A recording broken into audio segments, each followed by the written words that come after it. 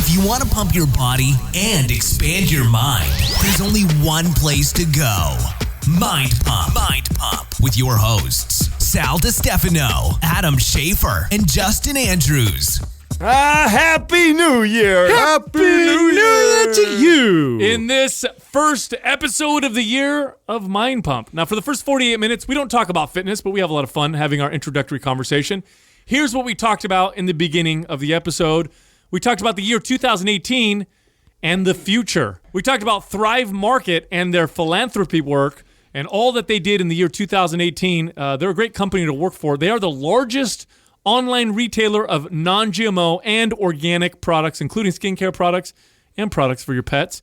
We are sponsored by Thrive Market. If you go to thrivemarket.com/mindpump, you'll get a free month membership and 25% off your first order. Then we talked about Amazon versus Walmart, Clash of the Titans. Good discussion there. It's going down. Then we watched a great video before we actually recorded this episode. Randy Couture, he did some crazy stuff in this video. Yeah, he's letting it all hang out, if you will. You're going to have to listen to the episode to find out what we think about his leaked sex video. Then we talked about something that made Adam very sad, cannabis recall. Yep. That's right. They're recalling cannabis. What? Looks like they were messing around with We want it back. with the testing for pesticides, and it looks like people were lying a little bit. Then we mentioned our Everlywell testosterone tests. We're going to do some new ones and see what happens. Let's see if I win again. You never know. Everlywell is one of our sponsors. They do give you or create at-home hormone tests and food sensitivity tests. If you go to everlywell.com, that's EVERLYWELL.com, and use the code MINDPUMP, you'll get 15% off any tests. Then we talked about as seen on TV fitness product fortunes, and we talked about Adam's not so safe. Doesn't work that good. Yeah. Then we get into the fitness questions. The first question was, what are the differences between the front squat and the back squat in terms of benefits? Like, why should I do one versus the other? How's my body going to respond? Which one's better? All that great stuff. Next question, how do you train a client who is very disobedient and does not like resistance training? Do you force them? Do you convince them? Do you spank them? Or do you do that? That's right. That'll get you. You'll be done with your job real quick with that one. Yeah. The next question was, this person's little brother's getting bullied at school, and, you know, the PC world that we live in now, you can't really punch a bully, or can you? We are not experts on the subject, but we give our opinion anyway. No. And the final question, we all give our New Year's resolutions. Find out what Adam, Justin, and myself try to change for the new year 2019. Also, to welcome in the new year, we are making MAPS Anabolic, our foundational fitness program, half off. Half. All month long, MAPS Anabolic, 50% off. Here's the best part. A new version is being released soon. So if you enroll with the 50% off promo and the new revision comes out, you get access to that one. So you automatically get updated, no extra cost. 50% off. All you got to do is go to mapsfitnessproducts.com and use the code RED50, R-E-D, and the number 50, no space, for 50% off. And you can also check out all of our other MAPS products and programs, all on our website, mapsfitnessproducts.com. T-shirt time! And it's T-shirt time. It's my favorite Here time it of the week. is. And we got a Let total him have it, Doug. of 7 reviews across all platforms. Oh my God! Everybody's opening gifts. Yeah, everybody's celebrating Christmas and not giving us any reviews. So get back at it, people. So the winner for iTunes is Terrible Work. And for Facebook is Amber Banda. Both of you are winners. Send the name I just read to iTunes at mindpumpmedia.com. Send your shirt size, your shipping address, and also include your Instagram handle. Again, send it all over to iTunes at mindpumpmedia.com, and we'll get that right out to you. Do it. It's New Year 2019. You know what's crazy? When I was a kid, if you had said the year 2020... Sounded hella futuristic. I would have pictured crazy spaceships and stuff. Like I mean, I would have crazy a shit. pet robot. No, by you would picture the scene from Terminator 1, right? Isn't that like 2020 or something like that? Yeah. It is, isn't think it? you're right. I think it's like 2020. Skynet has completely taken over.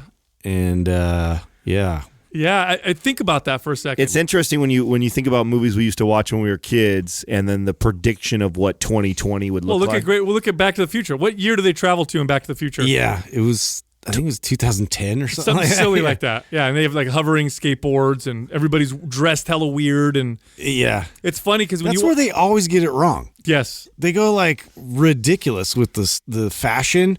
All you have to do is look at a calendar and like assume that everything goes in cycles, right? So now if I'm going to recycle like something that you would almost like go in phases of like, well, now everybody's going to look like they're in the 50s. Now everybody's going to look like they're in the 60s. You know what movie did that well? Her. Really? You guys still haven't watched that, have you? I have. Oh, I have seen part of it, yeah. Yeah, I watched it the other day, actually. Good, right? Mm-hmm. Yeah. Now tell me that wasn't one of the more... I mean, we realistic never know. predictions of what the future kind of looks like. Like they didn't overdo it. Like I think in movies, like in Back to the Future, like, oh, look, I have a little tiny pizza that I put inside this machine. It turns into a large pizza. Yeah, it's like that's silly. Like the Jetsons. Yeah, let's be realistic. Like, get out of here. The her was very realistic. They didn't like shove it in your face. You know what I mean? It didn't make a big deal about the fashion. You look at the way they're dressed, and you're like, this kind of looks like a throwback to the '70s, but not a little bit. Yeah, right. Yeah. That's what I could believe that.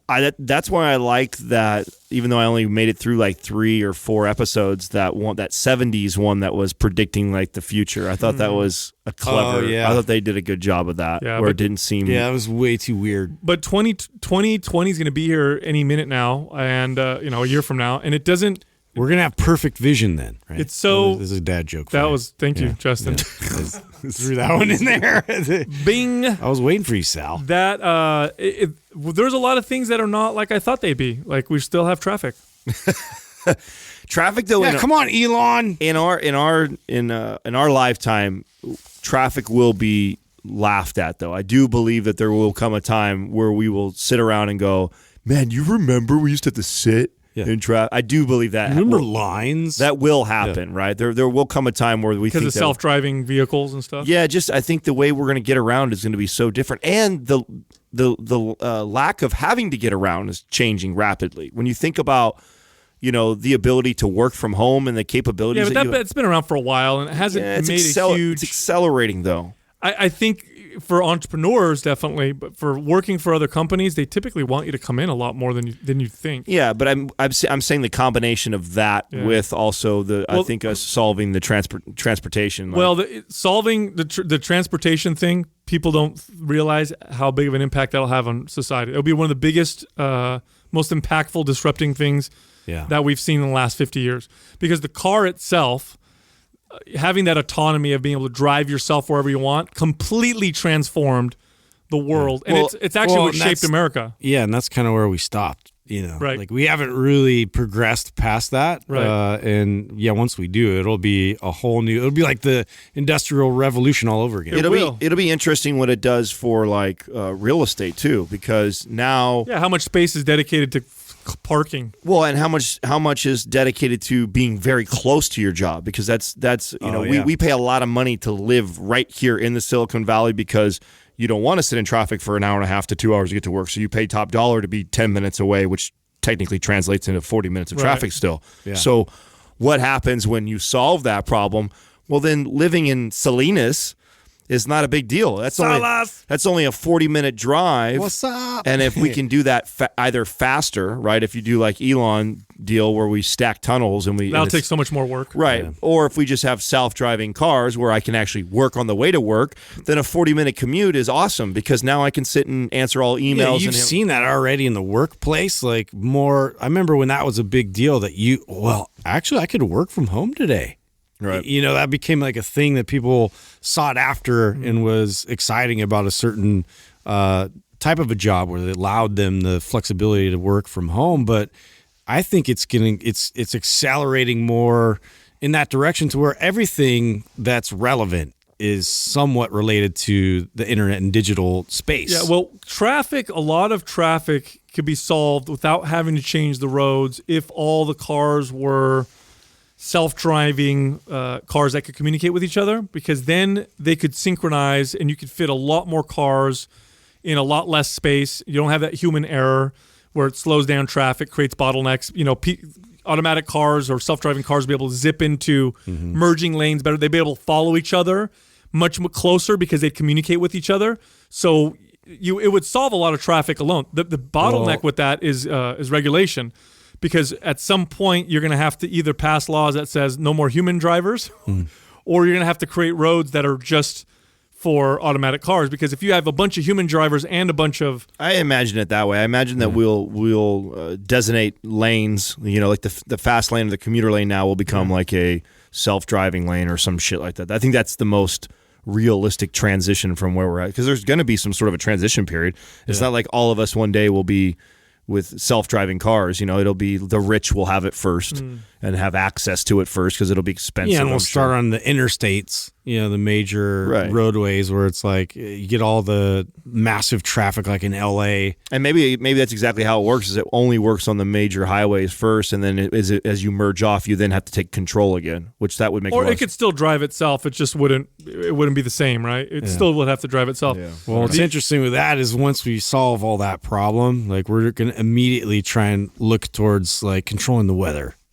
I guarantee it. Really? Yeah. You think so? What does that have to do with it? I don't know. It has nothing. What the fuck does the weather have to do listen. with it? Listen, Linda. Listen.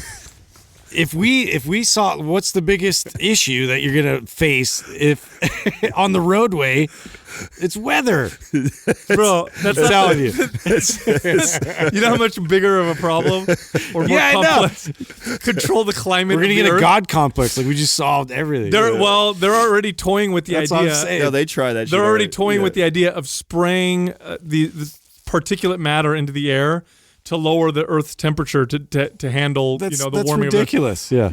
That seems to me like the most. You know what science fiction movies always try to teach us? Is they try to teach us Don't fuck with that. Yeah, like stop trying to be, your ego gets so big, mankind, that you think you could do things, and then what ends up that's happening. exactly how I feel with like trying to clone humans, and we're going like way too fast in that direction too. Oh, dude. I think so. What I think is going to be very interesting is they're now creating. It's just so expensive that it's not market feasible yet, but they're already starting to do lab grown meat. So you don't need to kill an animal. You could just grow steak. Right, but it's not alive. It's living cells. It's living cells that they grow in a laboratory. From what stem cells. They're just like individualized cells, so it's not like a real living organism. It's a collection of cells. It is living tissue. Yeah, but it's not. It wasn't an animal. Yeah, but I just wonder what that. How your body receives that, as opposed to like a You're not eating a soul, huh?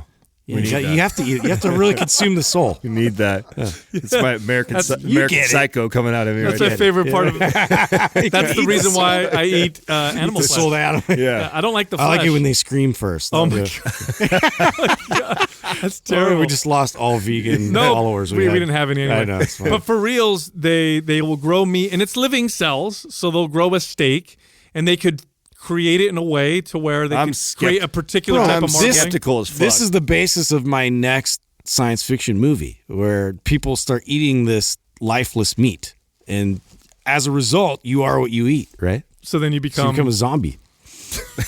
You're an artificial zombie. You just gave it away. Yeah, your science theories today, man. I tell you what, I'm dropping them hot.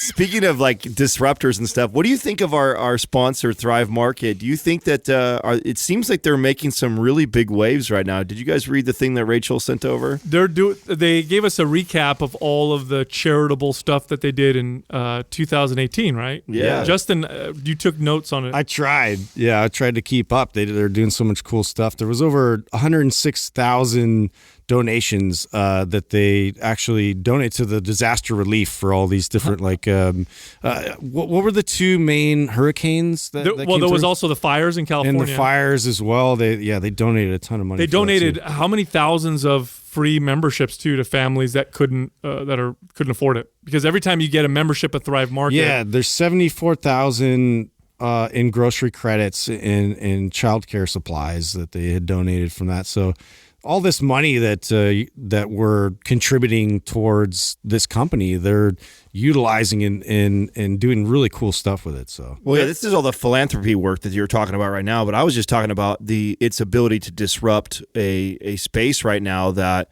is, like Whole Foods is not cheap to buy from Whole Foods, and right now Thrive Market is delivering organic food for really, really cheap in comparison to that, and to your door within 48 hours. I mean, that's, and I imagine as they grow, that it'll just become more efficient. The selection. I mean, every time I get on there, I see something new I didn't see before. I mean, the pet food, of course, human food. It's the largest non-GMO online retailer.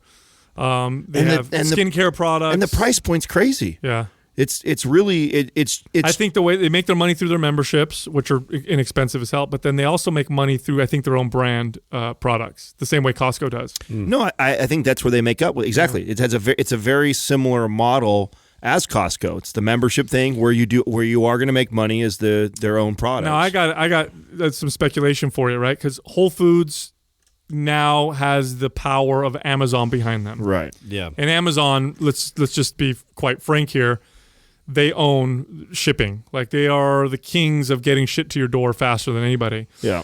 Do you foresee Amazon looking at a business like Thrive Market and saying, we want to buy, gobble them up? Yeah, we want to buy you guys. I don't know. So I think if you're Amazon, you do. They definitely keep their eye on them. You do hold a lot of the power. I think Thrive is brilliant by putting a lot of their efforts into philanthropy. I think that's going to be their saving grace. I think if they can grow big enough and fast enough to where they are a $1 billion plus company and they do have a lot of power behind them, and then they're giving so much back and doing so much work, that's going to be the difference. I think that's what will make people go, well, wow. Yeah, it's a distinctive characteristic that consumers are definitely going to applaud. They're going to want to put their money into companies that they know are out there doing good things versus, because you see these big companies getting massive, getting bigger and bigger, and it's like now it's all the more relevant to what they're actually doing with all this power and influence. And I think to your point, Sal, I think that's their only hope. And I think they're brilliant by doubling down on that, by putting most of their efforts there. Because there will come a time where Amazon will be as efficient or more efficient, and you'll have as much access to the things that you are at Thrive, and so their only saving grace will be, well, it's not really that much cheaper or that much better, and I know that my money is going to this, and I already have a great relationship with this company already, and so therefore people care about that now. I feel like they do. Amazon has stopped their efforts acquiring as of late, versus Walmart has been on a tear acquiring companies. Dude, I got some information from a friend of mine that Walmart has invested, I don't know how much money, but a lot of money into creating their own cloud. Oh, wow. Really? Yeah. Wow, that's definitely like tipping into Amazon space. I think Walmart is looking at Amazon and saying, let's rock and roll. Because Walmart is a fucking monster. Pepsi. Walmart is still a monster, still extremely profitable. Yeah. And Walmart and Amazon will be the two what do they call them, titans? Yeah.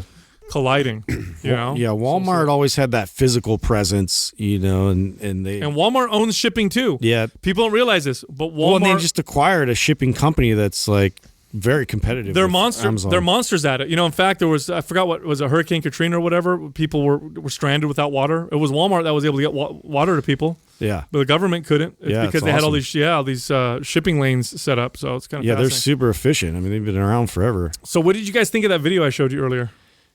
Which one? The dancing one? No. Is this a trick question, Sal? I remember the video I saw last. Randy Couture. Yeah, that one too. Oh my God, dude. Because I watched, there's maybe 2, maybe 3 podcasts that I listen to besides when I check up on whatever we're doing to make sure we don't sound like shit. Fighter and the Kid, I was literally crying. Like, I was doubled over laughing because they were breaking down Randy Couture's leaked sex video. God. And it was so funny because they know the guy like personally and everything. And they're like watching him. So the video handle himself. Yeah. So Randy Couture, my favorite fighter of all time. Right. The guy, the greatest American hero, I think. He's such a badass. But it's a leaked sex video of him, handling himself. Yeah. By himself, and he's making it happen. You know what though? It makes me feel better. It's like walking in on your parents going out. He's okay because Randy Couture is like a superhero. He's like 40-something years old when he was kicking people's asses in the UFC. Super jacked, charismatic dude.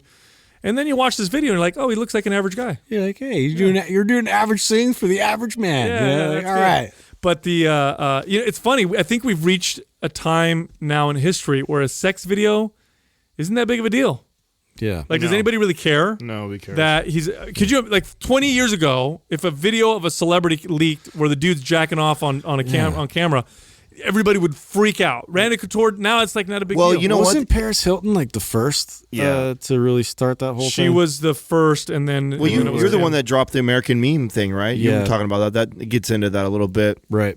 You know, the generation coming up now doesn't seem to care about privacy the same way. It was interesting. I was talking to my niece who's in her mid-20s and works for Facebook, and we were all this was at Christmas dinner, and we're all talking, and we were talking about how Katrina has 2 phones, right? She has her one for you and then one for her boyfriend. Yes. Yeah. Julio. Yeah. He's very exotic. Julio. That motherfucker never pays for dinner Greases his either. hair back. That's the thing I'm always telling her, too. This motherfucker better start picking up the tab and shit. He looks good for 27 too. He's got that mature look to his That window's always open. You get home. So she's got Julio's phone, and then she has her other phone, right, which is JJ Albany's, right, so the company she works for, and then she has her personal one, right, and the work one is 100% related to work besides Julio, and that's what she uses it just for. And then her private one is, anything goes. It's her private one. Where my niece has merged her 2 phones, and to save money, because if companies like Facebook that pay for you to have a second cell phone or work phone or whatever, what a lot of these kids will do is they'll just say, well, fuck it, I don't want to have 2 phones. I'll get the extra $100 a month in my pocket, and I'll just merge the phones. But then all your private conversations and stuff like that, and that the company owns that phone and owns that, so they have access to that anytime they want. Oh, wow. And so everybody at dinner was like giving her a hard time, like, don't you have photos and pictures you share with your boyfriend? And she's like, yeah, no, I have it in there. And they're like, the company could access any of that. Don't you think that's not very smart? And they were going back and forth. And you could just tell that she doesn't really care. Like, that people, and I guess someone who's working for Facebook even more so than anybody else is like, they already communicate there. She already knows what they have access to, and they're in all your stuff. It's like the generation coming up now just kind of feels like we put everything out there on social media so much that, who cares? Yeah, you know what? It's like everybody has sex. Everybody does. Everyone sends naked pictures to their boyfriend or girlfriend. Yeah, it's but she's also a 20-something-year-old kid. Like, there's things that I definitely didn't care about in my 20s. Then after I had kids, I was like, ooh, I hope that. Oh yeah. No, I'm not. I'm not defending her saying that's smart by any means, because you're right, but. Who's to say, though, that that's going to be the norm? Like, we speculate about this, that politicians, like, oh, my God, in 20 years, you're going to have all this information on them. On everybody. But it'll be everybody. Well, so it won't be a big deal. What was so different about Trump was, like, you couldn't, like, it would just seem bulletproof in the fact that it didn't phase him. Right. Don't you feel all like the dirt that don't you feel like he's the first wave of that, what we have to come? And I think the future presidents in 20, 30 years from now, it's like, oh yeah, there's a sex tape out with him. Oh yeah, he was shared nudes online, or he did this. So what? So did all the other candidates. You know what I'm saying? Like, that's what I think. Yeah, it's going to become like it's not a big deal anymore because everybody did something stupid when they were 22 and put it on social media, and so who cares anymore? Yeah, that's the same thing. That's what I think the same thing. I think it's going to be so irrelevant at some point. Like, nobody's going to care about your porn searches because I'll be able to look yours up too. Yeah. With a simple, there's websites now, by the way, where people could look up your name and they could see like your arrests, your credit history, like they could find all kinds of information up about you. It's kind of interesting when you think about like before, like the evolution of like really clothes and stuff like that we're kind of going back to that, right? The seeing the naked body, seeing sexuality, all those things like that are they were so taboo before, and now it's like, not a big deal. It's like any day I get on Instagram, I could see nudity. Oh my God, are you kidding me? Like the average, I don't want to say average, but you go on Instagram and you see these fitness girls who are in their early 20s, they're kids, they're children, and they're doing poses and stuff in their Instagrams that 20 years ago would have been considered like softcore porn. You know what I'm saying? Yeah. Like bending over. Definitely on Skinamax. Exactly. Yeah. And they're in their like early 20s. And here's the crazy part. Back then, there was always this debate like, hey, would you like pose for Playboy if they offered you $5 million? This big debate like, I don't know, it'd be a big deal. I don't know if I do it. These kids are doing it for free. Yeah. They're not making I know. shit. That's so crazy. They have 3,000 followers. You know what I'm saying? Yeah. And they're posing, half naked on there, and it's hilarious to me. It's silly. Just for attention. Well, I always wonder because I know everyone's chasing the American meme, Paris Hilton type of model, which is, get all this fame and then pivot into... Fame was worthless. You don't want it. If you can use it and leverage it to make a business out of it, that's fine. But you talk to anybody who's got fame and has a business out of it, they'll tell you they wish they could take the fame part away. Well, I would just be interested to know, like, that's why I brought this up before about having one on the show, is because I don't think there's that much money in it for them either. Yeah. I mean, how many things have you guys bought after, all the butthole models that you follow and you look at in the morning time? Like, how many of them have you purchased something that they were advertising? I don't know. I don't follow any. What? Yeah. Are you trying to put us on blast? Yeah, what the hell's that all about, Adam? I don't know anybody that does that. You know what he's doing, right, Justin? Yeah. He's But trying, you guys, Yeah, because he got in trouble the your other day. subscription, like, how long do you keep it? Yeah, he got in trouble the other day, so he's like, hey. So, Katrina, did you listen to the episode last night? Yeah. I see, everybody does it. These guys are way worse than me. They're following these girls. Yeah, no, they don't make any money. So what I'm saying is you can leverage fame to make some money if you're smart. But if you make money off of your fame, I guarantee if you find somebody who's famous and makes money off their fame, and you ask them secretly behind closed doors, do you wish you could have the same level of success but eliminate the fame part and be anonymous and private? 9 out of 10 of them, I guarantee, would say yes. Well, I think it depends on where they're at in that, and if they're in the rise or they've peaked already in it. Because I think some people just want the fame. Yeah, I think that's where I'm arguing crazy. that. I think if you get somebody who's on the rise and who's seeking that fame, they would say otherwise. They would say, "Oh, they love the fame, they love the attention." Maybe someone like a Paris Hilton or someone who's had all the fame, has all the money, been that, and then is like, okay, 10 years of not being able to eat at a restaurant without a camera going off or someone interrupting you. Okay, I'm over it now. I don't even think it's cool for. Think about that. Like, it might be cool 1 or 2 times.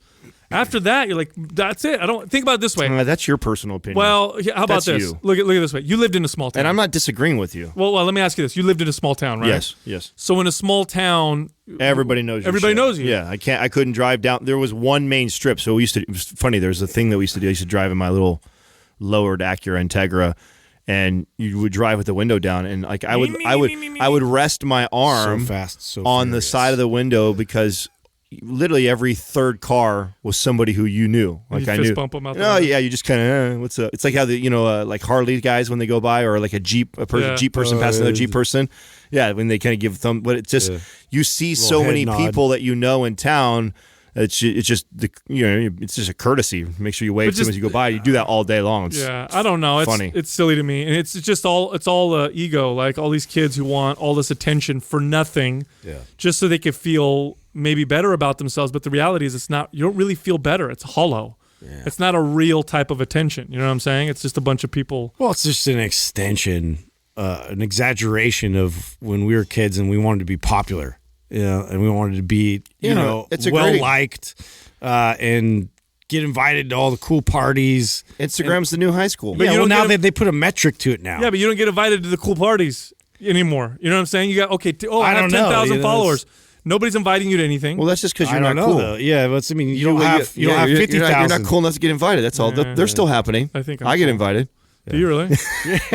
I get invited. I get those invitations. You're the creepy old guy now. That's it.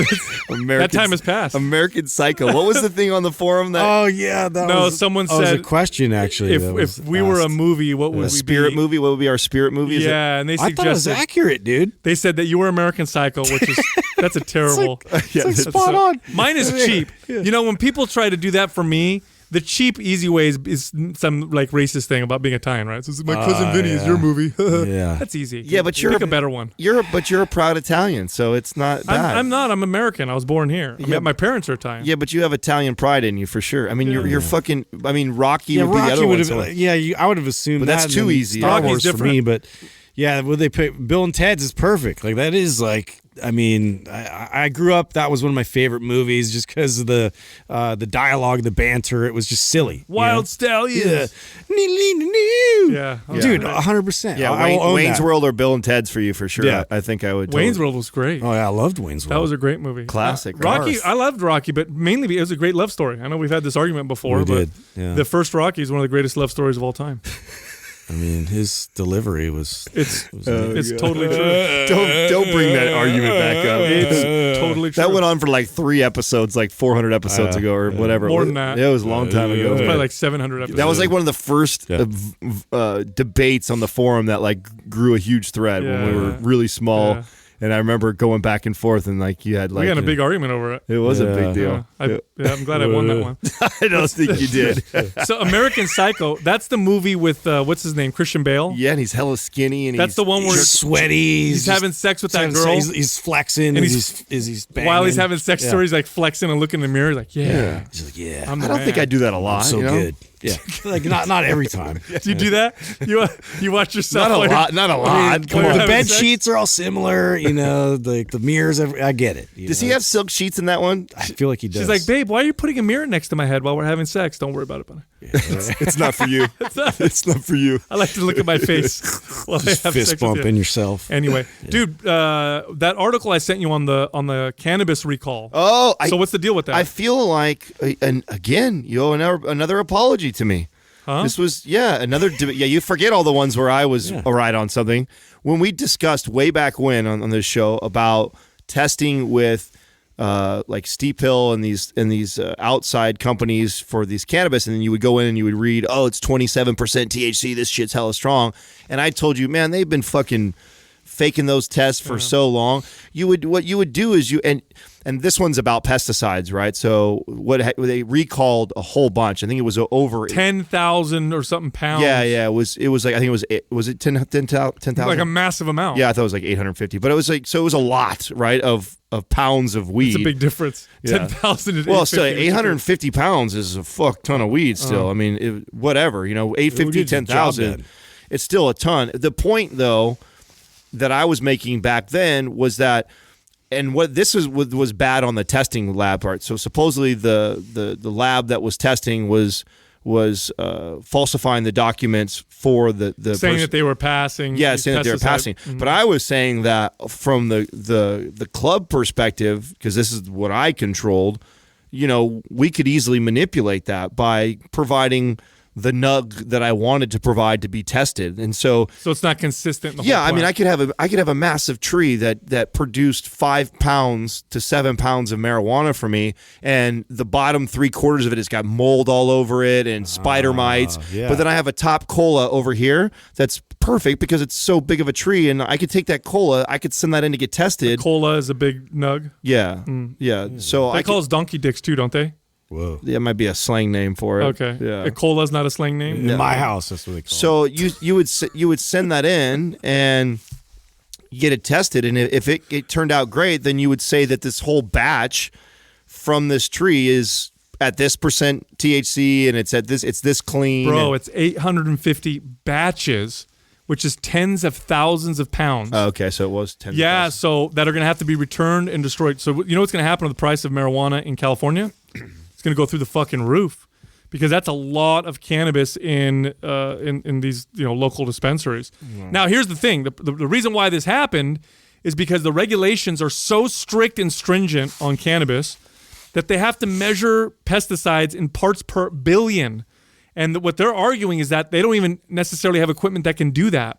Wow. And so again, this is another. This is. What is it? The state overreaching and overstepping, and causing some insanity. So it's just going to strengthen the black market. The entire time that I was doing that stuff, it was always that. It's like they pass some law or rule that most people think, oh, this is good. Like, if I would want my marijuana to be clean and safe, but they don't understand the repercussions of that, or they don't understand the logistics of that, but there's nobody who owns, it's impossible. Yeah, it's impossible to do. Nobody owns that machine. So what did we really just do? Right now, we just drove the black market up. We literally and so they would do this all the time. I mean, they did that with all the taxation. When it got to a point where they're like, we'll legalize it, but tax it at 90%. Well, now you've not legal. It's basically right. So illegal. I remember we were having to sell like an eighth of weed in order to just make the club operate, not to crush, not to make a ton of money, just to operate. Like we are having to sell an eighth of weed for like $60. And you could go on the street and get it for $40, and as good of product or better. And so, they did all this stuff, and everyone's like, oh, celebrating, like, oh, this is great. Yeah, because what happens is you have a legal market that's so regulated that the black market and the black market's always competing with the legal market. This is what people don't realize is it's all a market. It's black market, legal market, gray market, doesn't matter. It's all a market. And so the black market is competing with the legal market. Now the legal market can outcompete the black market with quality, but if the price is super, super high, then what'll end up happening is the producers for the legal market will start going to the black market, same quality, cheaper price. It's all competitive. It's all a market. And so when people pass regulations and they pass laws, they think, economics is magical unicorns that, if we pass a law that says everybody should be rich, then that's it. Tomorrow everyone's going to be rich. Or if we pass a law that says all food needs to be like this, well, that's it. It's all going to be that way. No, you got to understand how this all works, and they're fucking it up. Wasn't that one article you posted on the forum about the Standard Oil? Yeah, all about that. Yeah, no, that was about that? What? That was about the how there's a common story that there were monopolies that needed to get broken up during the Industrial Revolution. It's actually, if you really look into it, it's not true at all. If you really look into the economics behind all that, and that's a whole nother. That's a different discussion. Yeah, that's a whole other different discussion. You know about marijuana oil or oil like? No, Standard Oil. Yeah, Standard Oil. Monopolies and how they regulated to try and prevent it from happening. They actually created it. Now, speaking of cannabis, you've been off or reduced your consumption for quite a while now. Mm-hmm. Did you take the new testosterone test? I just took it this morning. I took it this morning. I got to send it off. So now you suspect that it's higher now. It feels higher. Yeah, I don't know. Katrina thinks so because of my sex drive, but I speculated this with you. I'm very interested to see this test. I mean, because remember what happened to me? I did the Everlywell test 2 times, and it was always pretty stable, right in the middle, I would say, of where it's supposed to be. Then I reduced my cannabis considerably for about 3 months. Then I went and took another Everlywell test, and my number was much higher. Well, I'm glad you brought up Everlywell right now because you just reminded me of a thread that I saw on the forum that I think we should address. And, there was some people that were giving pushback that, there's a lot of things that are coming out in the news in regards to a lot of these at-home tests and the food sensitivity tests is what they were talking about. And how accurate they can be. Yeah, so food sensitivity tests, the way that they work is they'll take a blood sample and they'll measure, I believe they're called IgG antibodies, which are different than the antibodies that cause an allergic reaction. So when they're testing for an allergic reaction, I believe they're testing for IgE antibodies. Now, when you have a food intolerance, it's not an allergy, right? So if I eat gluten, for example, I don't get anaphylactic shock. I don't get, hives and swelling and all that stuff. But I start to get digestional issues. And if I keep pushing it, I notice skin issues and stuff like that. So it's a different type of an immune reaction that we label as an intolerance. And there's definitely a connection between IgG antibodies and intolerances. The problem is it's not as clear cut as that because there's such a complex array of things that's happening in your body when you react to food that you can't just narrow it down to, do you have these types of antibodies to that type of food? Now, that being said, which is why these food sensitivity tests are not foolproof. So like Everlywell makes these food sensitivity tests where you could take it and it'll tell you foods that you have demonstrated to have these types of antibodies to. It's not perfect. We've known this for a long time. But what it is it's a good starting point.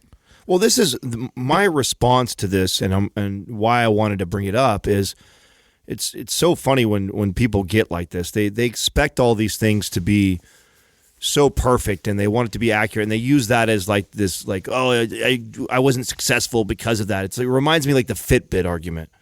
Like who cares if it's not 100% accurate to what you're testing for? What it does a great job though is help point people in the right direction of something you would have no fucking idea about had you not done that. Yeah. And the same thing goes with the Fitbit stuff. Like, who cares if it's 500 calories difference of what your real maintenance caloric level is?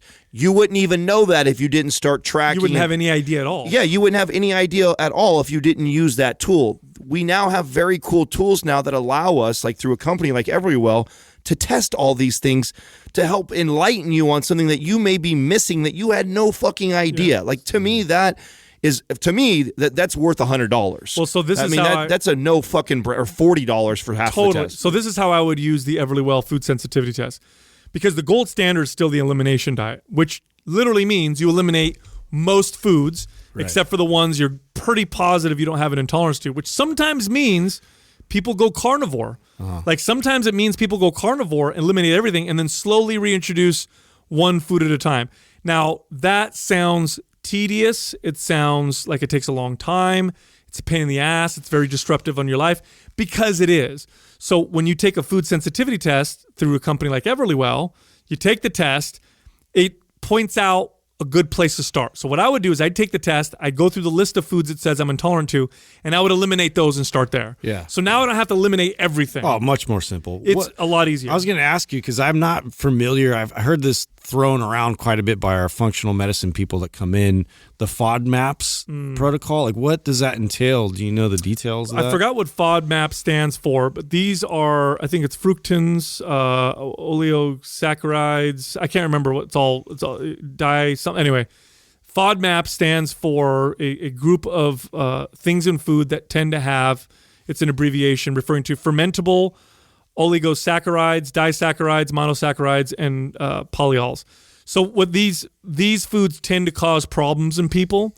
So this is another good place to start. If you think you have food intolerances, go on a low FODMAP diet and see if you get improvement. Type of deal. Yeah. Now it's only the it's all general though, and it's only the food sensitivity test that it's more the gray area. When we talk about like what I just took the testosterone test. Oh, that's accurate. It's supposed to be really accurate. Yeah, it's measuring your free testosterone in your saliva. Okay, because that was what the thread was about. One of the ladies posted her. I forget who it was. Posted her results, and her test levels were pretty high. And I think her cortisol levels were pretty high.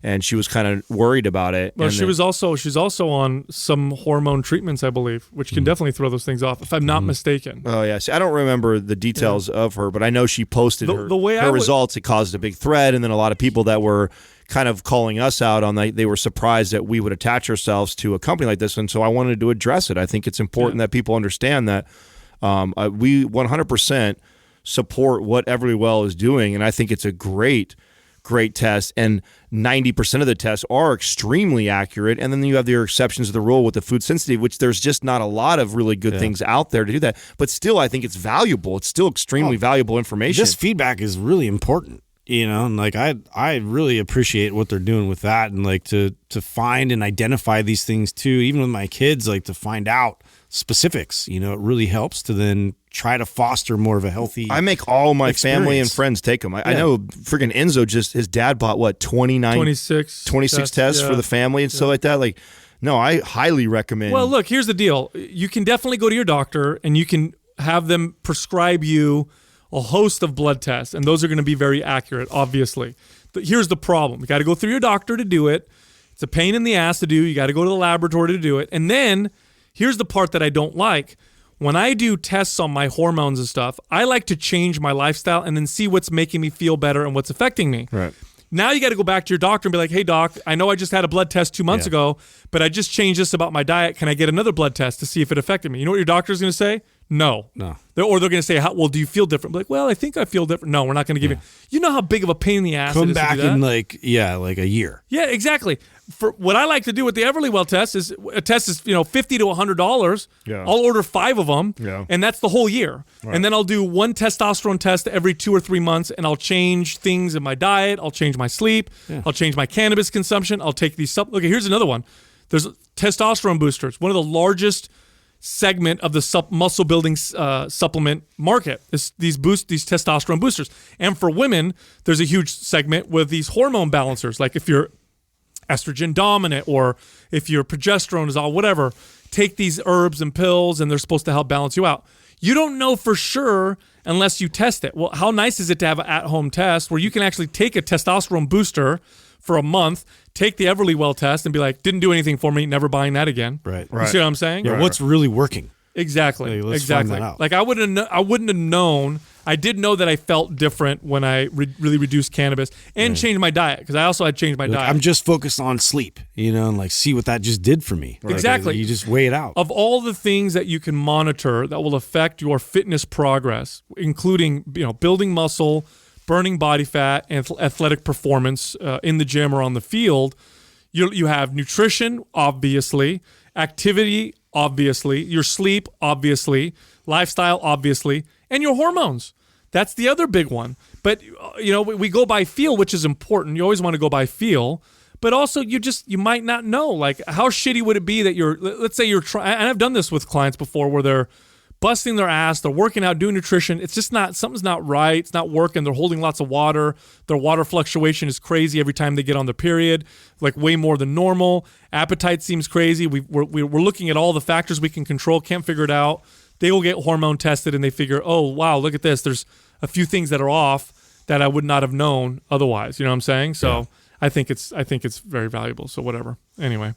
Anyway, I'm glad we addressed. It's a good rant. No. I'm glad I wanted to address it. I saw it on the forum. Yeah. So I wanted to bring something up that I thought was fascinating. So the other day we brought up like at home, if you like at home fitness equipment, like seen on TV fitness equipment, right? Oh yeah. And we were making fun of some of them, and how they're all pretty much garbage. Right. Okay. So I looked up the shake weight. I was on a walk this morning with Jessica. Don't tell me you're defending it right now. No. Hold on a second. Right. So I'm on a walk with Jessica, and I was telling her about this, and I'm like, I said, oh, what was it? Oh, it was cold. It's cold this morning. And she goes, I wish I had a blanket with sleeves. And I'm like, well, they did invent that. It was the Snuggie. Yeah, right. Snuggie. Yeah, and I'm like, could you imagine if you invented the Snuggie, made all this money, move into this amazing neighborhood, big old mansion. Your neighbors come up to you. They're all Snuggie mansion. They're all successful, and they're like, "Oh, what do you do for a living?" And like, how embarrassing! You'd be like, I invented the Snuggie. You know what I mean? And we were laughing. She's like, "They don't make that much money." And so we had this debate. And I'm like, "Yes, they do." Oh my god, are you kidding me? I'm like, they make a ton of money. So I said, the guy who invented, or the girl who invented the shake weight, became a multimillionaire. She's like, no way. There's no way. She's like, it's it doesn't work. I said, I guarantee it. So I looked it up. The shake weight. You ready for this?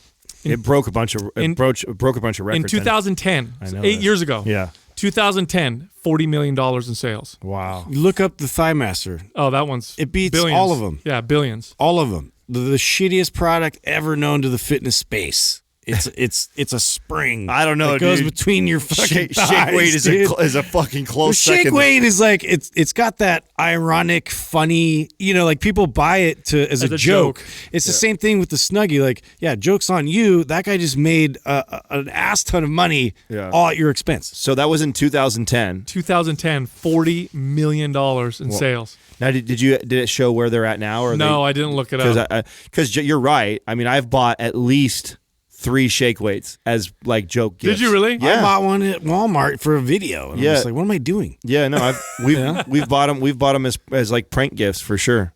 Wow. So that's pretty crazy when you think about that. Like, there's a whole market for that. Yeah, if you make something just stupid and ridiculous, like people will buy it. I'm telling you guys. All the idiots will buy it thinking it actually works, and then another half of us will buy it thinking it's funny. Exactly. Yeah, you get people that are like, oh, this sounds legit.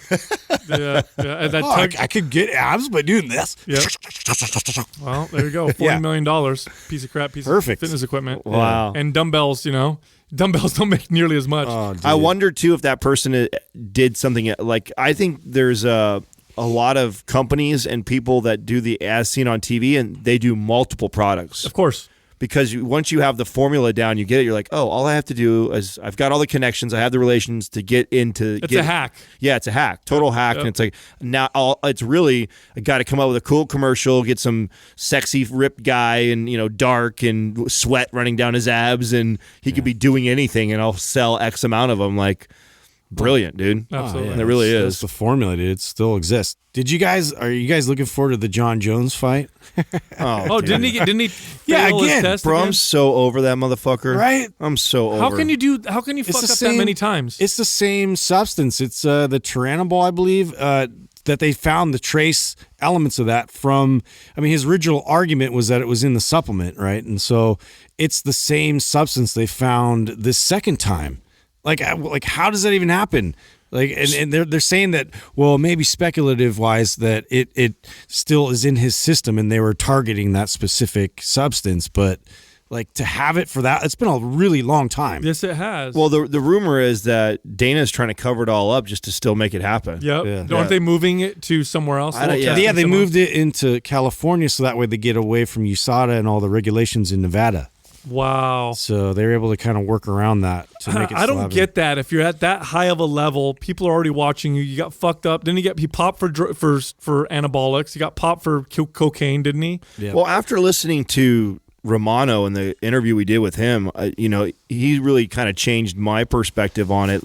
It seems to me that almost everybody, if not damn near 90%, of everybody is taking everything and anything. It's just they know how to pass it. Yeah, just some of these motherfuckers actually spend the money and time and hire the right people to help them pass it correctly, and then the other ones are just idiots. Well, he needs to fire that guy. Yeah, right. That he has. That's what I'm saying. Yeah, Whoever they're not doing a good job. Whoever John's listening to get him to pass these tests is So he was probably like, "Oh, dude, they found this. They'll never trace this substance again. Let's go for it. Yeah. This time it'll work." Yeah. So he's the same guy. Good plan. The same guy that makes the safe in combination 1, 2, 3, 4. They'll never guess that.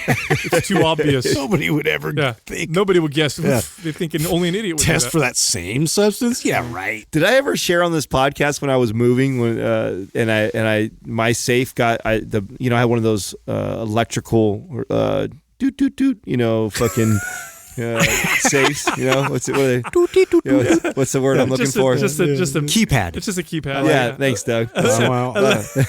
Keep throwing terms out there. Yeah. He's doing charades over there.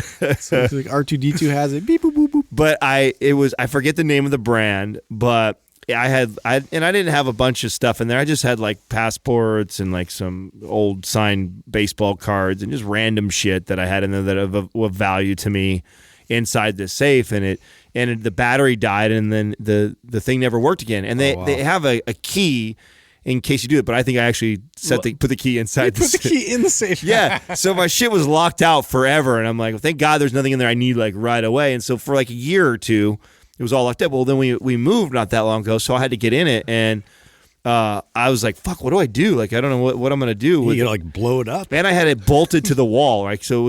It was good, and it's not coming with me. Or I'm gonna rip the stud off the wall just to get this thing out of here.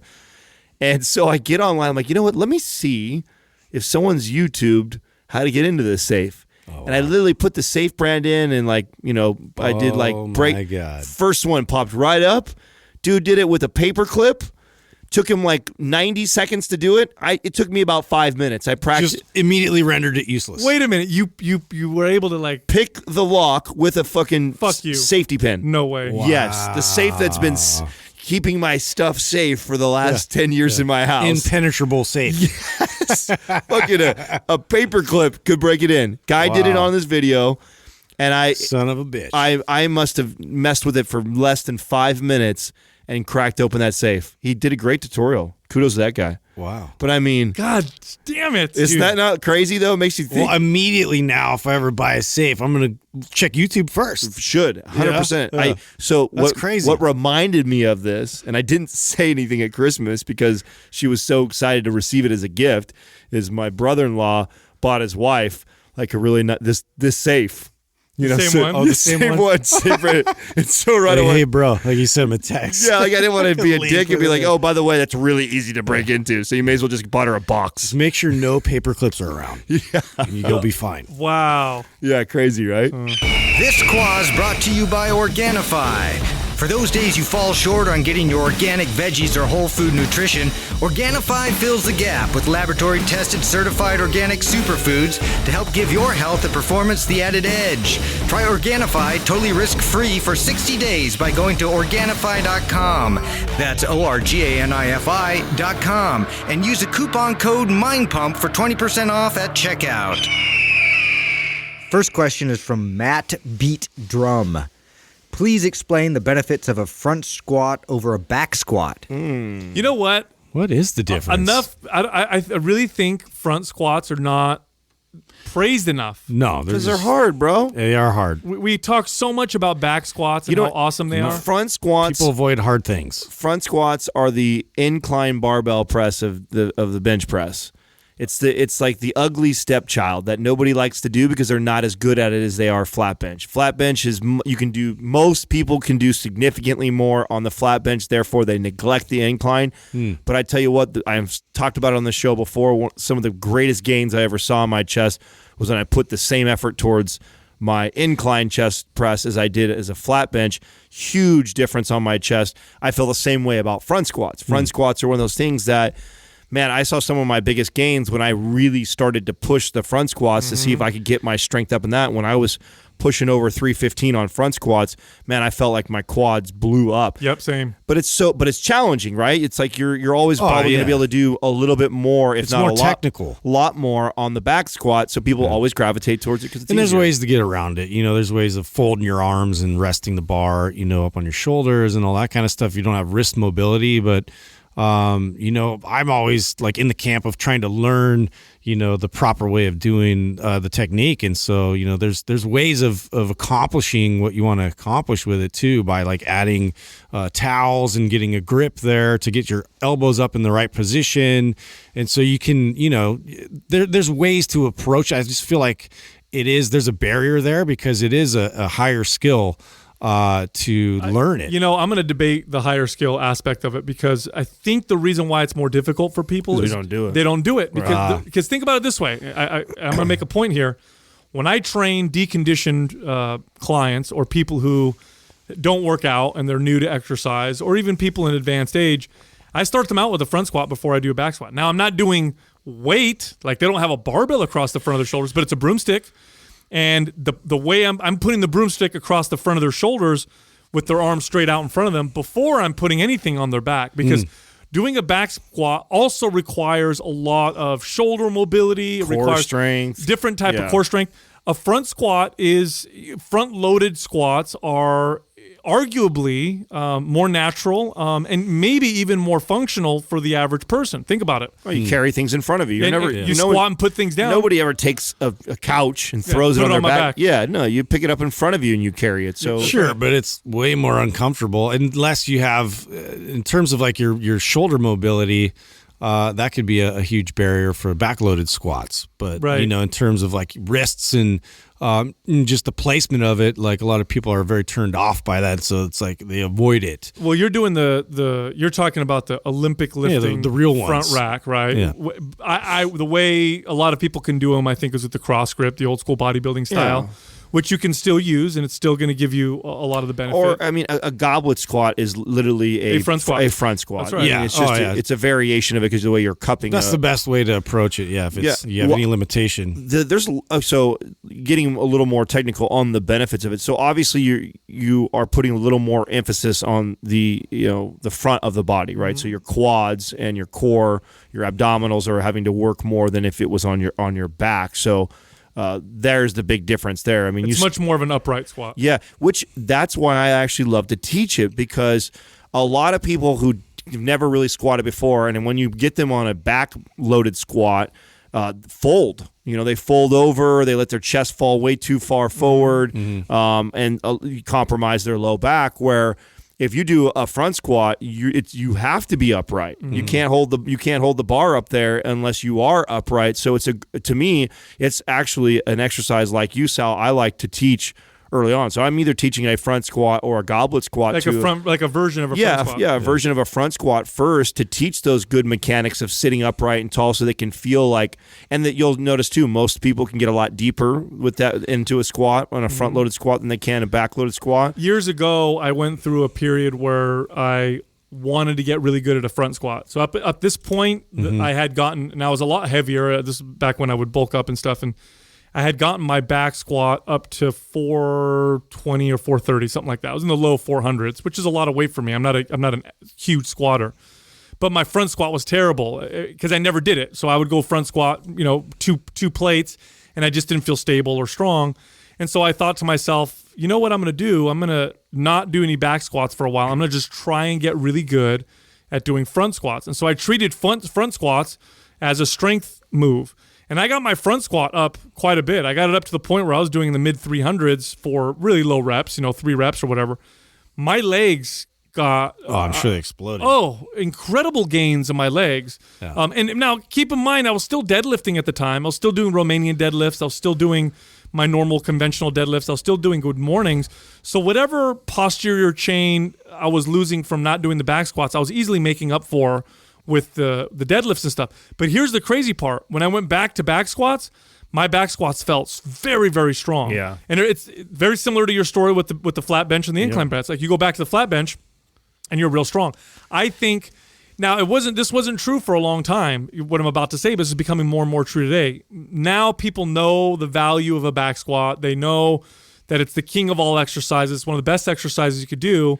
But now with that, people are I think they're abusing it in the sense that that's all they do, and they forget that they can get benefits from doing it. Well, and stuff. I think we had to highlight the fact that how the importance of the posterior chain, and there's really like the main, too, with backloaded squats and deadlifts, like accomplish that. And it's one of those things that because like even especially in athletics, like you could see like an immediate sort of transfer and carryover of a front loaded squat or even a heel raised front loaded squat, and how that applies to strength and performance on the field versus like, the importance of the posterior chain and really getting that involved, and stabilizing. And so I think that it just got more highlighted as a need, and then just became, more the emphasis. One of the best workouts I ever did just for overall leg mass and size. And you guys know my upper legs can get pretty big. One of my best workouts ever was back squats to front squats to Romanian deadlift. Like that workout right there. And that's a monster. Yeah. That's a monster right there. So if you're listening and you're like, I want to try that, like, don't do it unless you have good strength. You're pretty advanced, because it'll mess you up. Yeah. But that's one of the best combinations I'd ever done for my leg development. Yeah. But like I said, I really do think that the front squat doesn't get the credit that it deserves. It's one of the top 5 best exercises in my personal opinion. It's interesting. I think I actually front squatted more than I back squatted throughout. If I were to add it up, probably because you did so many cleans. Exactly. Yeah. And that was a major focus, and it definitely helped. It helped my back squat, like, tremendously. Well, I mean, it makes sense. You're the best squatter at all of us, for sure. I mean, strength wise, I mean, you have the best looking squat out of all 3 of us, and I'm sure that all those years of front squatting definitely attributed to that. Definitely. And however rare a back squat used to be in the gyms, the front squat was even more rare. Nobody ever front squatted. Yeah. Today, do you guys see anybody doing front squats in the gyms? Adam, you're most likely to go to a commercial gym. I haven't. Every time I've gone, Front squatting? Yeah, I don't see a whole lot. Yeah, I mean, you see it. I mean, I'm still blown away by what I see in the gym today that compared to when we first started. Like, it's cool. I think it's really neat to see. You see a lot of deadlifting and squatting front and back now. You don't see like unconventional things like we teach, like in some Zercher squats. Yeah, you don't see. Yeah, anytime I see something like that, I almost like, whoa, Zercher squat, I wonder if you listen. a Z press. I almost always approach them because I'm like, it's 9 times out of 10, it's a Mind Pump listener who's heard of the show or seen one of us post something like that. So it's rare. Not to say that everybody who fucking Zercher squats or Z presses listen to Mind Pump, but at least in my neck of the woods, I never saw those movements. And when I do see it, but you'll still see. There's a lot of guys that are, and girls that are inside the Golds that I'm at, or the old Golds, which is American Barbell now. That is, they train for competition. So most of them are definitely front squatting. I mean, that's a staple move for a competitive lifter, for sure. Definitely. And now, Justin, you had said something about heel raised front squats. Yeah. That is a quad blaster. Destroyer. Blaster. That's one of my favorites. That's an old school exercise. That was in the 70s and 80s, bodybuilders did those all the time, especially in the 70s. Well, a lot of I really want to get one of the Marinoviches on the show. I know, Adam, you have some lead on that, but that was one of those exercises that was highlighted for their athletes because of getting the guys to be more grounded off of the forefoot and drive all their forces through their forefoot. Yeah, because you're never flat-footed in sport. If you really want to think about it and be like, okay, well, what applies the most towards any sport where you're running, jumping, cutting, going multiple directions, like you do not want to be on your heels. Ever. Like if you're on any team, your coach is always like, get up off your heels. Yeah, you can get knocked on your ass if you're on exactly. your ass. And that's true for grappling or martial arts as well, depending on the position. Right. But here's how you do it at the gym. It's very easy. You just take a couple of 10-pound plates, put them underneath your heels. You still want to push through your whole foot so you're not balancing on your toes, and then do your front squats and watch what happens. It really gives you more knee flexion and extension, really hits the quads really, really hard.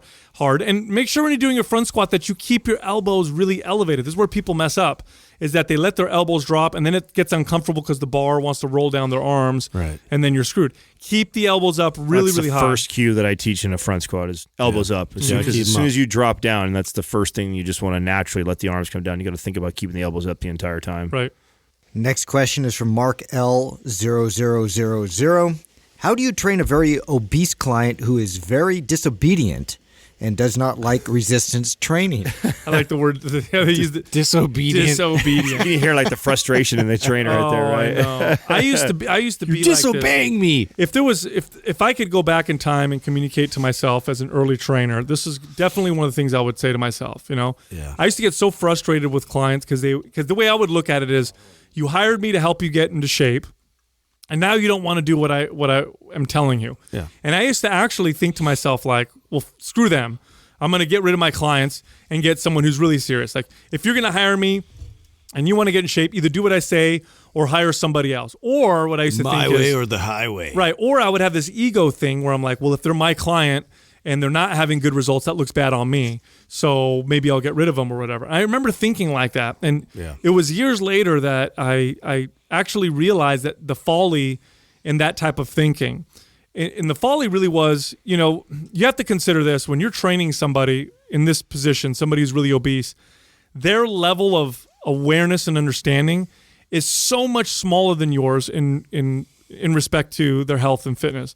It's a very, very, very small amount of awareness. And so for them, just showing up to the gym twice a week is a big step. It's a really big step. They've actually made a major change in their life just by showing up and working out with you twice a week. Now, our expectations are high because our awareness is much higher. Like, if you tell me, if somebody said to me, Sal, don't drink soda anymore, I'd be like, no problem, easy. I already don't drink soda. It's not a problem because of my level of awareness with that. But you tell somebody else who's been drinking soda 2 or 3 times a day for the last 15 years, telling them to completely eliminate soda, that's a big deal. It's a very, very big deal to them.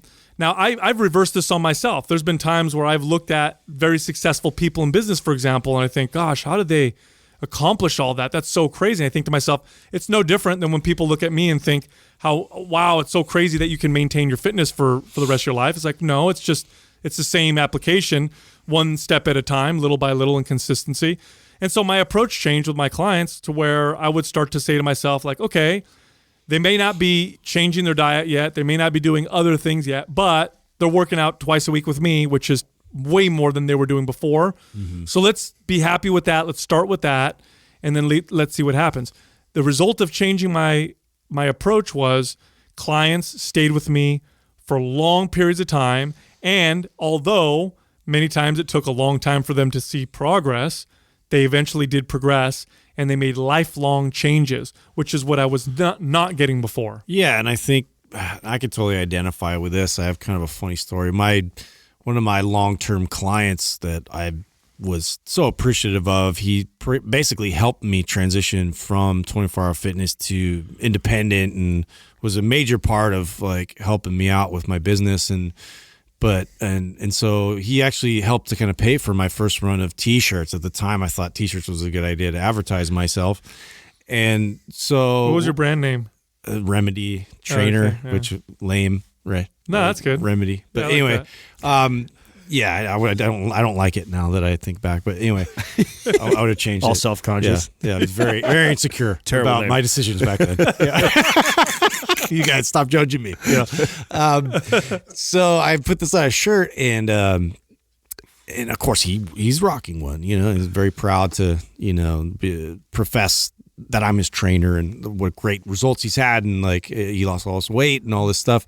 And what he can do now, and he'd show off and stuff in the gym all the time and do push-ups like on balls and like crazy shit that at the time I had him do just for fun.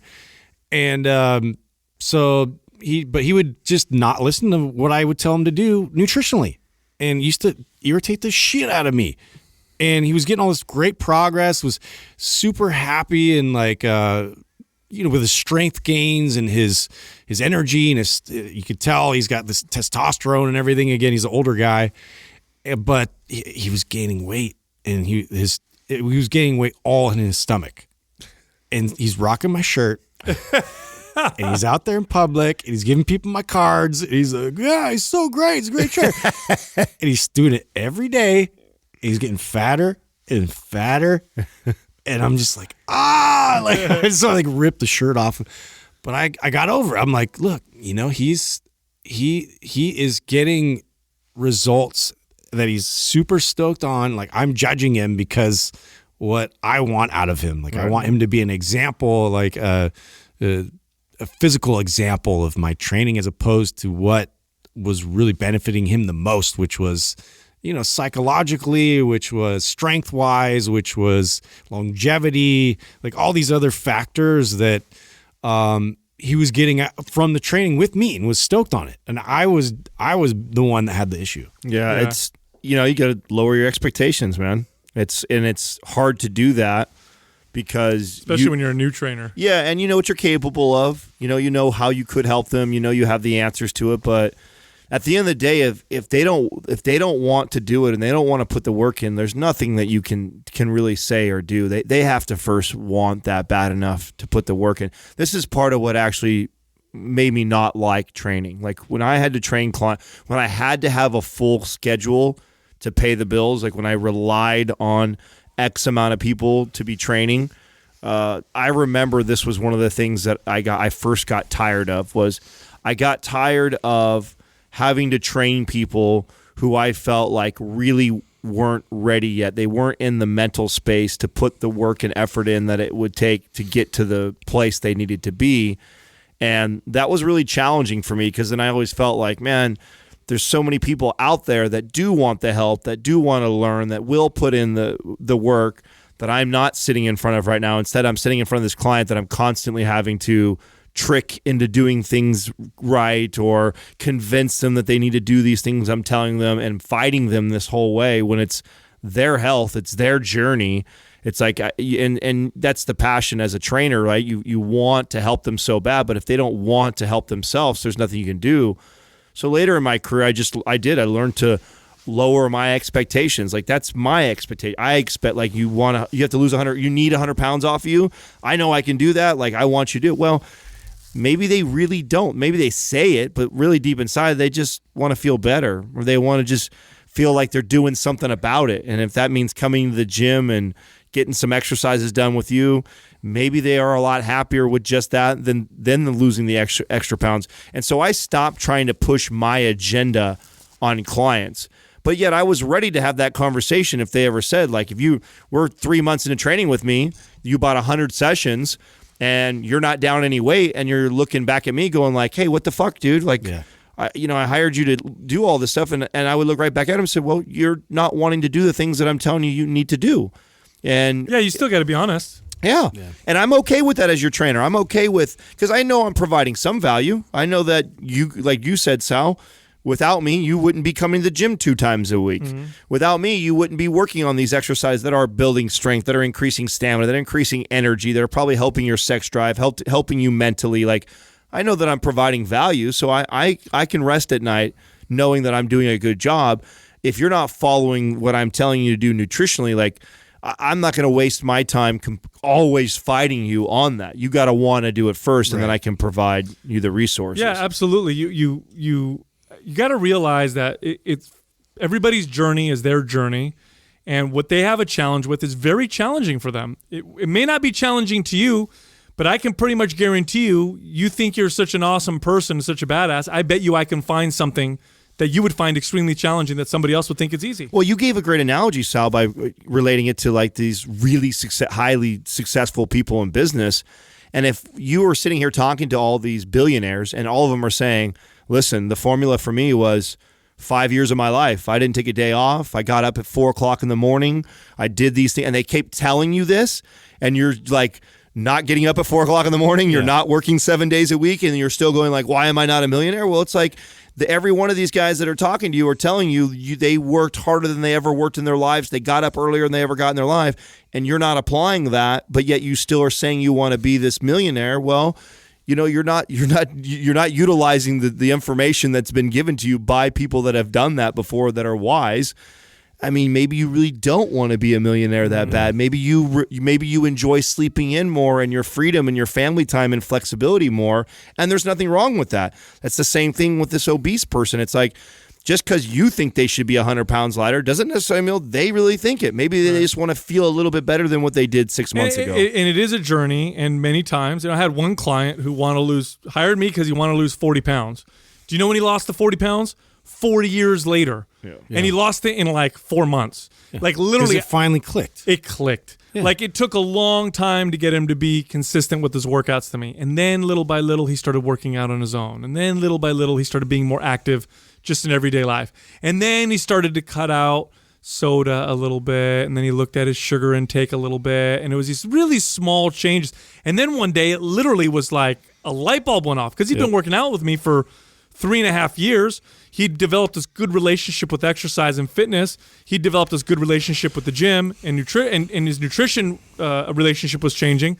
And then all of a sudden, it was literally like a light. I have so many examples of that with the clients I've trained. It's just somewhere along the line, every seed that you've planted, all of a sudden, like it just starts to sprout. That's right. And then you get excited, and you're like, oh my God, that's where you did your job. You did your job planting, you fostered it, and now like it's finally, coming to fruition. It's that whole saying, like you can lead a horse to water, you can't make him drink. It's so true. If you can still say that. And you got to think, what's your desired result? Like, what's my desired result with this person? Is it to get them to lose this weight now and then gain it back later, and for them not to achieve long-term real success and fundamental change? Or if I really want to help them, if you're being honest and you're a trainer, like, I really want to help people. All right, let's be honest. You really want to help them. How do you want to help them? Do you want them to have lifelong changes? Of course you do. Well, then it's going to take a while because real fundamental change to your life is fucking hard. And for a lot of people, it takes a long time. And these people who I'm talking about, I still in contact. The guy I told you I'm talking about right now, it took him 4 years to lose 30-something pounds or 40 pounds. I still talk to him. That was 8 years ago, and guess what? He still hasn't gained the weight back, and he still works out even though he's in training with me anymore. This also reminds me of a very pivotal moment in my career as a trainer, which was when I started to really focus on like the bigger rocks versus just like what I've been taught training-wise and nutrition-wise. And this was like the introduction of, back then it was like the body bug, and we were checking people's metabolism and their steps that they were taking in the day. And I started to realize how little these really obese clients moved. And that was what a lot of what was contributing to them being overweight. It's like, and that's a really uphill battle. You come in, they see you for an hour, you could train them hard as you want. Like, but then the rest of the day, they go sit down at a desk all day long. It's really hard for that single workout that you're doing to make that great of an impact on their life. What I found, and I had a lot of success with this, and it forever changed how I coach people, was starting to speak to the other 23 hours that they weren't with me, which was related to just movement. And I found and I used to do this thing with clients like this where I would take these stickers, right? And I would tell them places in their house, like one on the refrigerator, one on a closet, one on a mirror in their bathroom. And I'd have them all over these places. And whenever they saw that, I would tell them, do 10 body weight squats. Like, that's it. Like, nothing crazy, not a huge goal that's going to give a workout. Like 10 body weight squats every time you saw that sticker. And over the course of the day, that person might see those stickers 5, 6, 7 times. And someone that overweight doing 70 body weight squats in a day is a huge fucking life change. Or I would say things like, hey, I want, 3 times in the day, I want a 10-minute walk. Like very small, achievable goals that don't require a ton of effort, and creating those habits. And it's also integrated into their life. Right. And it's something that they could, like you touched on, Sal, earlier, is that it's something that's sustainable, that I know that once they start to piece that together, like, oh shit, maybe I just need to move more, and that's what's really keeping me from losing a lot of this weight, and they start to make that connection, you can start to slowly increase that over time, and then before you know it, you've taken somebody who moves 2,000 steps a day, and on average now they're moving 10, 15,000. That's fucking huge difference when it comes to weight loss for someone like that and sustaining that weight loss. So that's something too that I would advise this person or this trainer is, I don't know how much of the outside of the gym that you're speaking to other than the nutrition piece, because, getting someone to adhere to, a trainer's diet can be extremely challenging. This is also where I started to add to people's diet versus taking away, because like you said, again, Sal, too, is you got someone who's been drinking 15 Cokes a day for the last 15 years of their life, and then all of a sudden you put them on this, tuna and crackers type of a diet that is completely foreign from how they would ever eat. Even if they stick to that for 6 months and lose a ton of weight, the likelihood that they will make that a lifestyle change forever is very little. So instead of me taking a bunch of things away from them and giving them this random diet, I would peer into their diet and see things that they should add to it that is going to enhance their nutrition. And then that's what I would do, is start to implement better choices in there and then slowly pull away. Next question is from JM55987. My little brother is getting bullied at school quite a bit. In the PC world we live in, where punching a bully is worse than the actual bullying, what would you suggest to your own kids to handle these situations? Yeah, it's interesting nowadays where you can't even punch him in the face. You can't fight back. There's a lot to learn in standing up for yourself. Yeah. I mean, you can. It's you're going to get in trouble, but I don't know. I feel like there's a lot of that like bubble taping going on everywhere.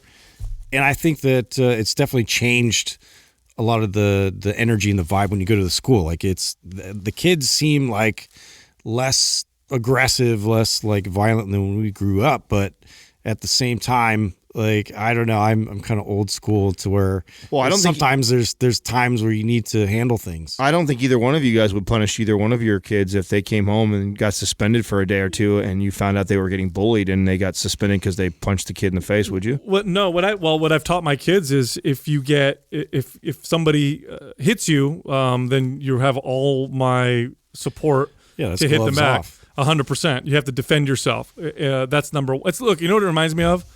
It's like some of those laws in California where if you have a gun in your house, someone breaks in, and if you shoot the intruder, he had to have shown that he was threatening your life. Otherwise, you could go to jail. Well, that's a chance I'm willing to take, because the other alternative is if I don't do that and I don't know what's going on, then maybe they're going to hurt my family or me, right? And so then I'd rather go to court than have to go to a funeral for somebody in my family. So, I tell my kids, like, if somebody's going to hit you, defend yourself. It's an important lesson to learn in life, by the way, to stand up for yourself. You have to stand up for yourself. Yeah. If you don't have teeth, then nothing you do really is going to make a big difference. It's not going to matter. People feel like they can walk all over you. Yep. You're weak, and you're going to resent life. It reminds me of when we had Lane Norton on the show, and he talked about the intense bullying that he went through as a kid and how he was taught by his mom to never fight back. That bullying had a terrible effect on his psyche. Obviously, he admits it. Look at him today. Yeah, he's picking fights at 40 years old. You know what I'm saying? I mean, he would, make up for lost time. Imagine if back then, through all that, his mom said, "Stand up for yourself." Right. And if they do something to you, hit them back. Yeah. I had an experience like this in junior high. I went to not the greatest junior high school, and we had gangs and stuff at the school, and these kids they outnumbered most of us who weren't in the gangs. And I stood up for myself. Now, what ended up happening? I got in a fight, then I got jumped, then I got in a fight again. And you know what? At that point, I think they realized that I was not a soft target. And could they jump me and beat me up? They could. But I think they realized that too much effort. It's just too much effort and time, and they ended up leaving me alone. Easier to pick on somebody who's going to fold and cry. Right, but beyond that, I learned a valuable lesson because trust me, in order to stand up to a group of guys who are going to beat you up and look very intimidating, scary as a kid. It scared the shit. It was terrified me. Yeah.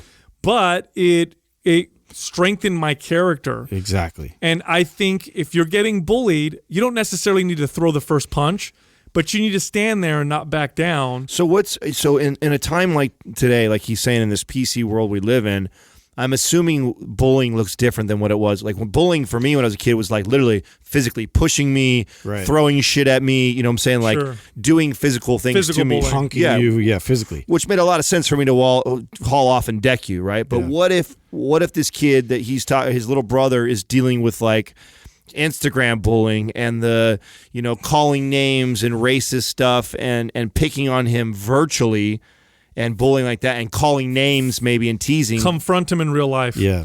People who do this on the cyber world are actually massive cowards. Big time. Yeah, and if somebody's cyberbullying you or talking behind your back, this happens with girls a lot. Girls tend to bully differently than boys. Not always, but tend to, right? Where they'll develop their cliques and they'll talk behind your back.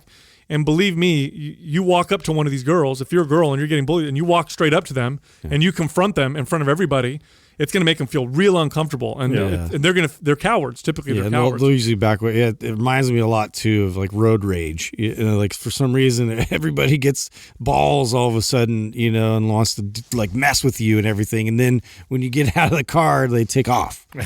Oh, okay, you're one of those. Yeah, no, I would say stand up for yourself. Let it be known that you won't tolerate the bullying, and then if they're being physical towards you, then be physical back. And unless it's a situation where you really feel threatened, but that's kind of rare, right? Well, if you're like, okay, I need to hit first because this is getting dangerous.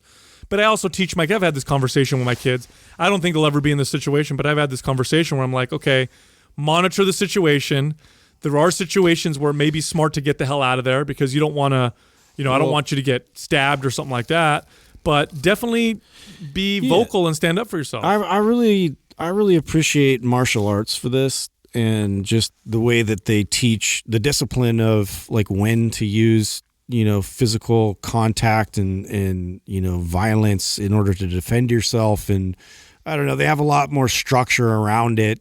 So it empowers kids to feel like they do have a tool that they can, reach and grab if they are getting messed with, by somebody that's physically like overpowering them. What martial arts does is very rarely will you have to actually use it in a fight nowadays, right? Very rarely will you have to actually bust out your Muay Thai or your jiu-jitsu or whatever. But what it does do is it makes you feel confident. Yeah. So now you can stand up. Yeah. Stand up for yourself. Tell the person, I'm not going to tolerate this. And because it gives you that confidence because you have it in your back pocket.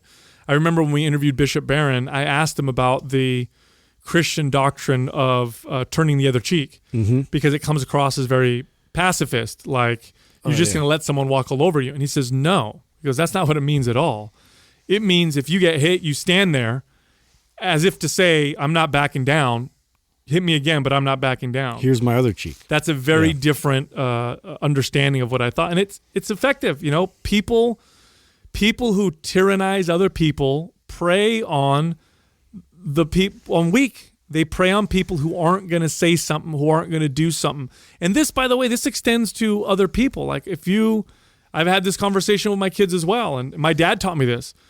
If you see someone else being hurt. If you see someone else being, someone stealing something from someone else, you just watching and not doing anything means that you're actually implicit. You need to stay unless guilt you feel by like association. Unless you feel like that oh my gosh, this is a really dangerous situation. Right, it's too dangerous for you. He says, because think about it this way: if people did that, how many less, like how far fewer would we have these terrible situations that happened? If people just stood up and said no. Think about it that way. Like the few people who tend to bully the world are outnumbered by the rest of us. Well, you know what I'm saying? And I just, I'm kind of like starting out with leading with that more these days, just because there needs to be more checks. Like a lot of this bullying has gotten worse because they can hide.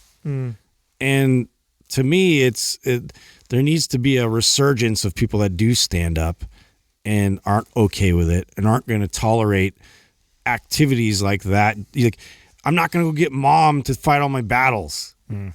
You know, you need to empower yourself. Yep. I remember in elementary school, there was this kid, what was his name? Mike. I think his name was Mike. And he was kind of a bad kid, right? And he would push people around or whatever. And this one day, I guess it was my turn to be picked on.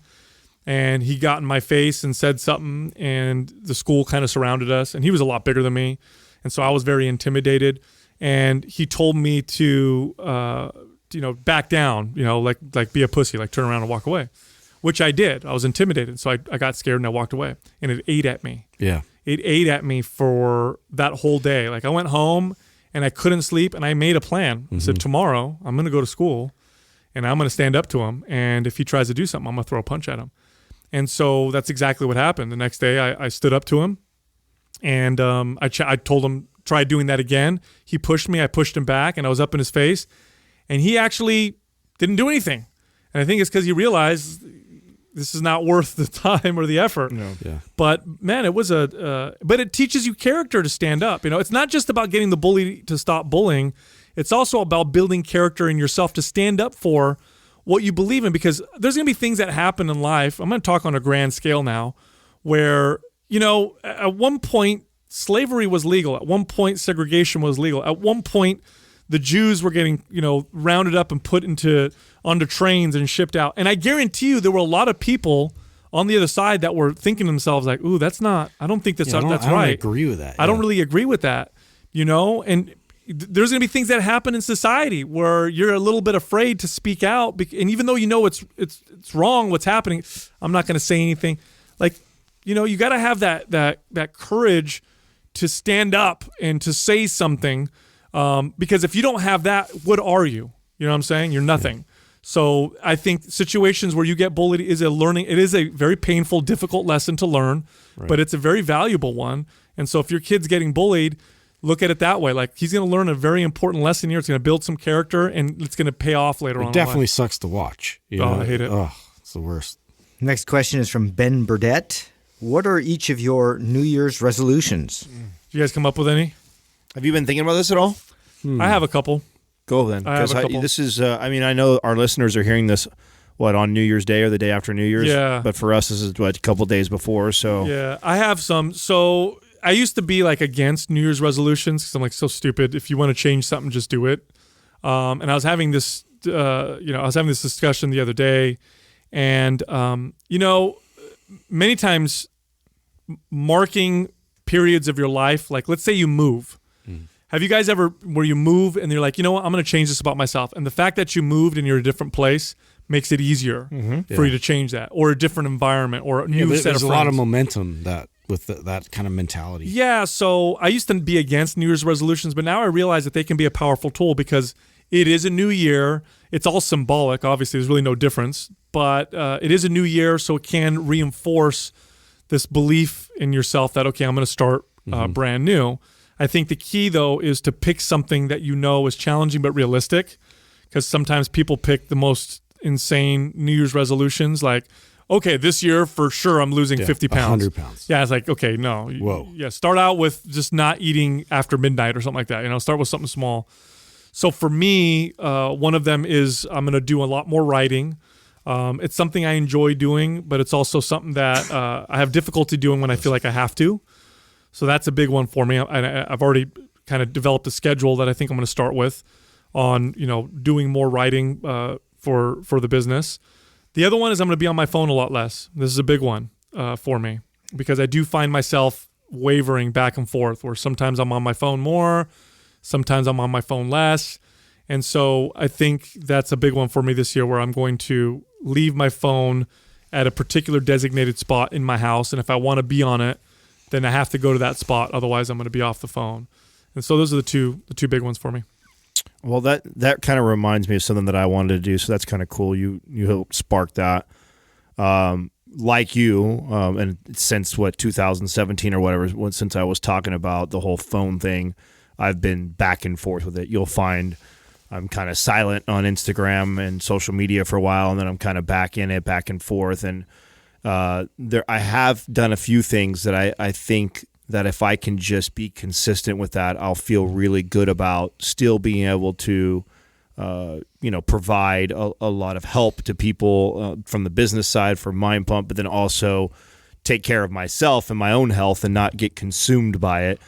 And that is scheduling twice a day for these half-hour blocks or so of where I just purely dedicate that time for social media. So using that, and I did this for a while, and I had a lot of success. I just fell off the consistency. Probably makes you more productive too. It does. So what I was doing was when I get up in the morning, I'd have a cup of coffee, and I would spend about 30 minutes of just answering DMs and responding to people and doing whatever post or whatever thing I needed to do on Instagram, Facebook, all that shit.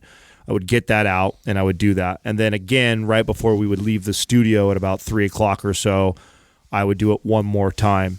And then after that, I would be done the rest of the day. So the rest of the evening when Katrina comes home or if I was with family or friends, there would be no need for me really to be on my phone at all.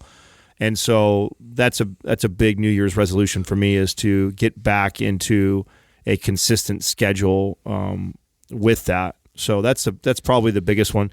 Then the main one that I was thinking about before you had mentioned that is, this is a really big year for Mind Pump and also for me personally, because we have a chance to move this business into something bigger and greater than anything that I've been a part of before.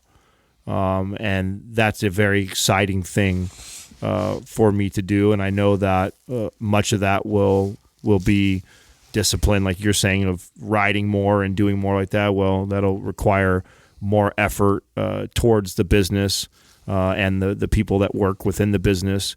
So that's my commitment to 2019, is to help push this thing beyond anything that I've ever done before. So that's really where my head is at. But you definitely touched on something that's been weighing on me for a while. And like you, Sal, I've always been kind of anti the New Year's resolution thing, just because I am somebody who, if you feel that there's something in your life that needs to change, that fucking waiting for a day to happen is ridiculous, that you should make an effort to do that. In this case, I don't feel that. I don't feel really compelled, like I'm abusing something, or there's something in my life that really needs to change. So this 2018 or 19 is going to be this monumental change for me. But I can jump on this is a good time for us to think of some things that I would like to implement and be consistent about. And I think right away, the social media thing, number one, and then two, my commitment to the company and what we're doing is extremely important to me. Yeah, I'm trying to think. I haven't had like super specific goals. You said no cheese, right? Yeah, no, I didn't say that. No. Yeah, what's wrong with Sal. Don't ever. No, I was thinking, like, in terms of years, I usually just have a focus, and that's how I look at it. I don't look at it as like this thing that I have to accomplish, or like I'm trying to shift my mentality in another direction next year. Like this year for me was really just honing in on like limiting my focus to one direction and not bombarding myself with other things that may be adjacent to the big picture. So really focusing on Mind Pump, really focusing on what we got going here and refining that process. And also at home, it's built more time for me to spend quality time, because I'm not muddying that process up by being there, and then also trying to keep a bunch of other things and ideas going at the same time.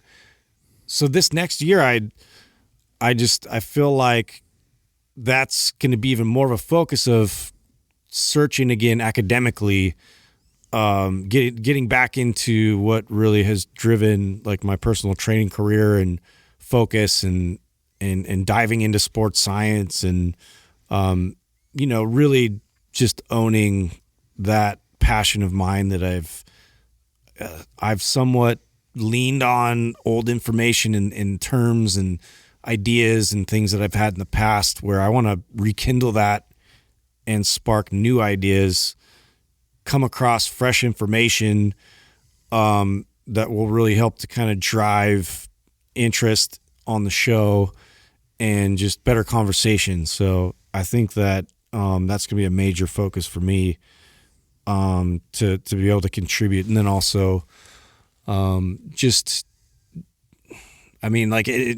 of course, like electronics and all that and all these types of things and bad habits we have, you want to acknowledge, but my focus is just going to, I want to stay simple and just really just focus on that, and that'll be it. Awesome. Well, Happy New Year's, boys. Yeah. So check this out. Go to mindpumpfree.com. Check out some of our free guides. We have maybe a dozen of them available, teaching you how to work your legs, your arms, your core, how to get a better squat, how to become a more successful personal trainer. You can also find our personal Instagram pages where you can learn more about us as individuals. Now, my page on Instagram is mindpumpsal. Adams is mindpumpAdam, and Justin is mindpumpJustin. Thank you for listening to Mind Pump. If your goal is to build and shape your body, dramatically improve your health and energy, and maximize your overall performance, check out our discounted RGB Super Bundle at mindpumpmedia.com.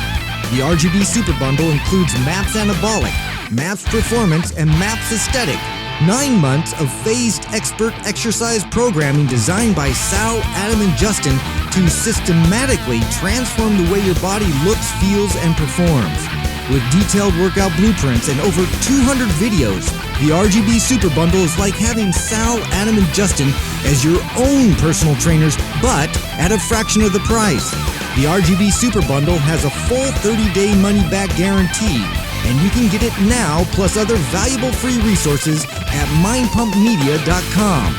If you enjoy this show, please share the love by leaving us a 5-star rating and review on iTunes, and by introducing Mind Pump to your friends and family.